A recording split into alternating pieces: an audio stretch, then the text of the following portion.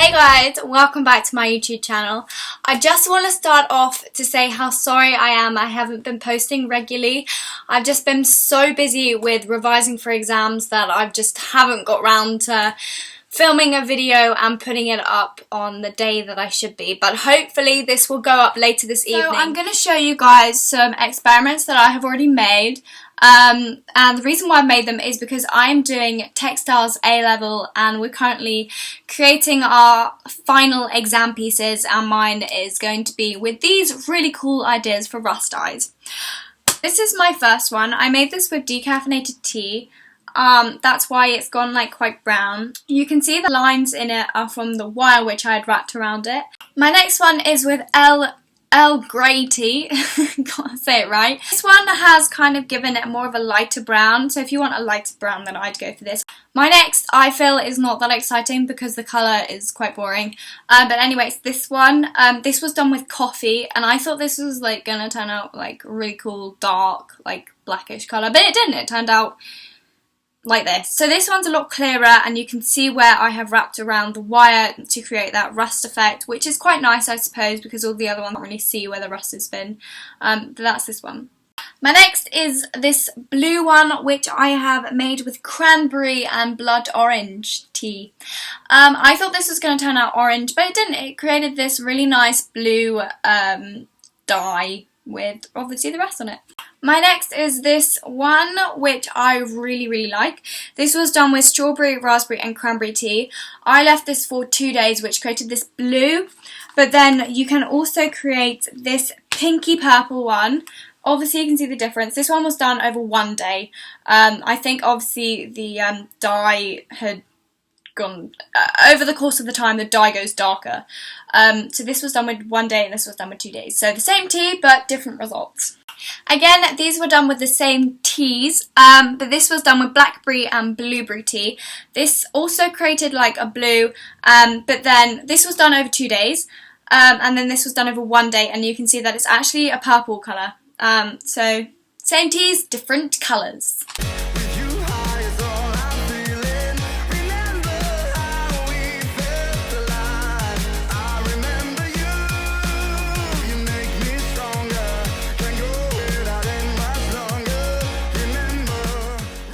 Okay, so what you're going to take is you're going to take your salt. I would say about 2 tablespoons, which I put in the little description beforehand.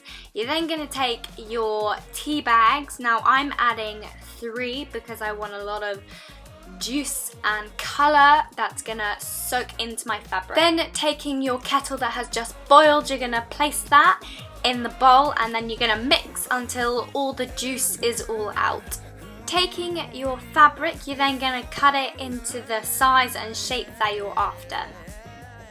Taking the wire, you are then going to cut it to the right size that you're after. I cut it quite small because I'm only going to wrap it quite small. There's my lovely dog in the background.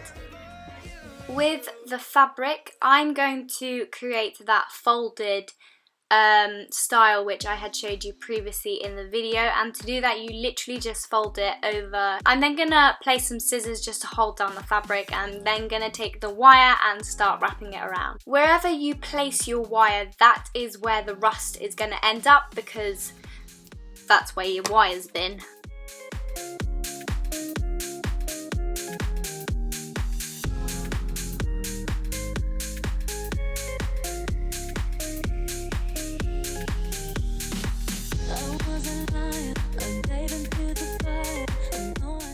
Then taking the t-shirt, I'm then going to also do the same thing which I've just done to the fabric and wrap it up in the style or way that I'm after, and then I'm gonna wrap the wire around it.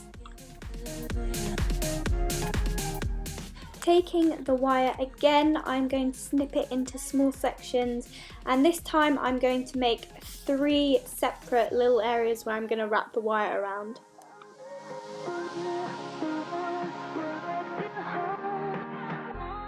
I am then going to dip both these fabric into the tea so that the red dye can sink into the fabric. Now I would say to leave your fabric in the tea for about 5 minutes, just so it makes sure that it has soaked up all the juice. Taking a plastic bag which you have double checked to make sure there are no holes because you want it to be completely sealed, you're then going to put your top in there, not your sample because that can go in a smaller bag. You are then going to tie the bag up to make sure there were no air holes, but you want there to be air in the bag. Then taking a hair bubble, as I've just shown, I'm then going to blow in air and then I'm going to double tie the top just so no air escapes from the bag. Then taking one of the small plastic bags, I'm then going to put that smaller sample in there. Again, doing the same process, putting the sample in, making sure there's air and then double tying at the top so that no air can escape.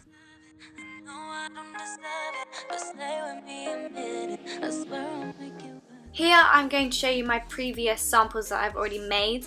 The one I'm showing you is the cranberry and blood orange tea, which should hopefully give me that blue colour that I showed you previously in the film.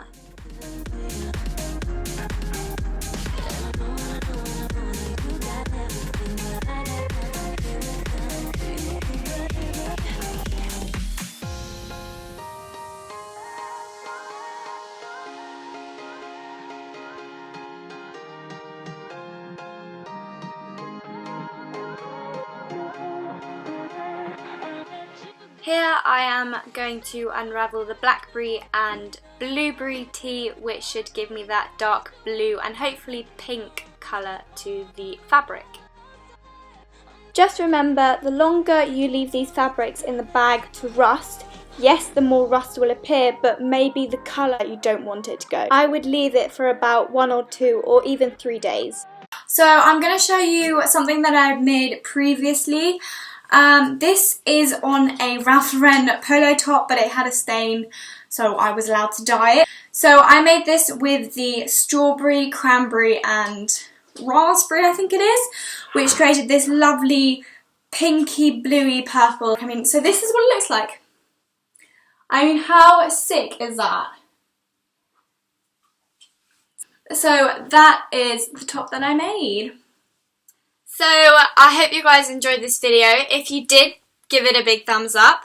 I hope to see you in my next video. If you are going to watch my new video, which I haven't actually made yet, but all the